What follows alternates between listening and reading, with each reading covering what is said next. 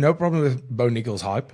What I do have a problem with was he was talking about people who has done what he's never done. He became a 3-time NCAA champion, if I'm not mistaken. Well, I mean, this is not wrestling.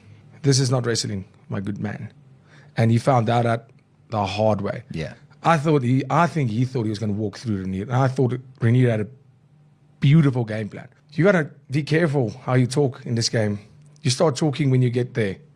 You start talking, the guys that he's fought nobodies. Yeah. In terms of being able to talk and then going and saying the championship fight was shit. These guys can't wrestle. That's not that impressive, that win. Well, I mean, Humble Pie does wonderful things for a man. And I think he got served 4 pies, full pies, full of them. It was satisfying. It was satisfying to watch because you can't just disrespect the people who've done what you wish you could do. He had this aura of, I am champion. Nobody can out-wrestle me. I can out-wrestle anybody. I'm just so... And he was talking about wrestling. This is not wrestling. This is fighting. And in my honest opinion, that knee, it was a proper knee. Bo Nickel gave up. Bo Nickel was broken mentally. That's why he took a knee. He wasn't dropped by the knee. The knee caught him. It was a good knee.